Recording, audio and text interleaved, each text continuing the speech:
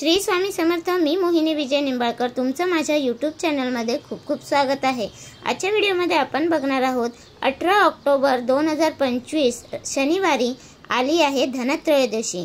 त्या दिवशी देवघरात ठेवा ही वस्तू लक्ष्मी मातेची कृपा होईल।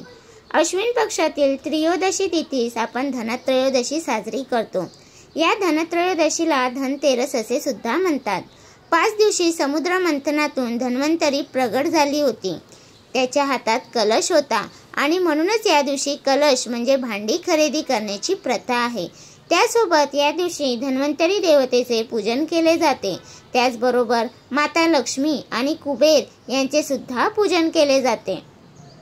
या दिवशी सर्व गोष्टींचे पालन तर करतातच, तसेच आपण सर्वजण या दिवशी सर्व देवी देवतांची पूजा तर कराच, त्यासोबत एक अशी वस्तू आपण आपल्या देवघरात ठेवा, यामुळे आपल्याला माता लक्ष्मीचा आशीर्वाद हा नक्की मिळेल। आणि जर का देवी लक्ष्मीचा आशीर्वाद आपल्यावर असेल तर आपल्याला आर्थिक समस्या या कधीच जाणवणार नाही। आपल्यावर असलेले कर्ज सुद्धा कमी होण्यास आपल्याला मदत होईल। आपल्यावर असलेले कर्ज एकदा कमी झाले की आपल्या आर्थिक समस्या जास्त जाणवत नाही। आणि जर का आपण हा उपाय केला तर आपल्या घराची भरभराट होईल। घरात सुख आणि समृद्धी यांचे आगमन लवकर होईल। आपल्याला संपत्ती कमवण्याचे विविध मार्ग मिळतील। त्या मार्गावरती आपल्याला यश हे नक्की मिळेल याची खात्री सुद्धा होते, कारण आपण कोणताही उपाय जर का मनापासून केला तर त्याचे यश आपल्याला आल्याशिवाय राहत नाही।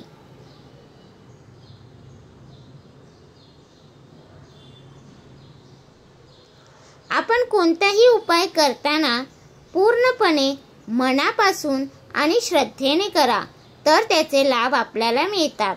तसेच आपण ज्या देवी देवतांचे उपाय करतात त्यानंतर सुद्धा त्यांचे पूजन करत जा।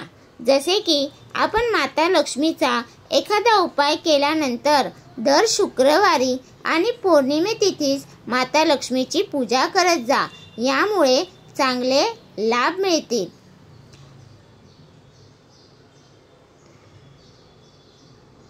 आज आपण धनत्रयोदशी दिवशी कोणती वस्तू देवघरात ठेवायची आणि त्याची पूजा कशी करायची याबद्दल आज आपण माहिती जाणून घेणार आहोत।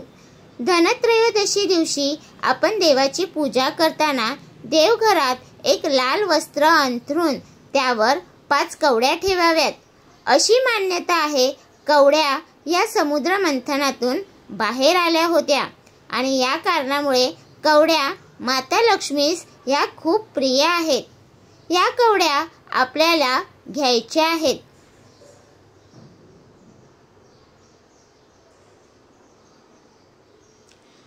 कवड्या घेतल्यानंतर या कवड्या आपल्याला माता लक्ष्मीच्या पायाला स्पर्श करून त्यासोबत कमळगट्ट्याच्या बिया आपल्याला घ्यायच्या आहेत। कमळगट्टा म्हणजे कमळाच्या बिया। 5 कमळगट्ट्याच्या बिया आणि 5 कवड्या ह्या एकत्र ठेवून त्याची पुरचुंडी बांधून त्याची पूजा करायची आहे। ही जी पुरचुंडी आपण देवघरात ठेवून त्याची रोज नित्य नियमाने पूजा करायची आहे आणि माता लक्ष्मीला आवाहन करायचे आहे आपल्या घरात येऊन आपल्याला आशीर्वाद देण्याचे। तर तुम्हाला हा माझा व्हिडिओ कसा वाटला प्लीज कमेंट करून नक्की सांगा। व्हिडिओ आवडला असेल तर लाईक करा, कमेंट करा आणि शेअर करायला विसरू नका। आणि तुम्ही अजूनपर्यंत आपल्या चॅनलला सबस्क्राईब केलं नसेल तर प्लीज जाऊन चॅनलला नक्की सबस्क्राईब करा, कारण आपल्या चॅनलवरती तुम्हाला आध्यात्मिक माहिती आणि स्वामी महाराजांचे व्हिडिओ बघायला भेटतात। तर भेटूया उद्या एका नवीन व्हिडिओ सोबत। श्री स्वामी समर्थ।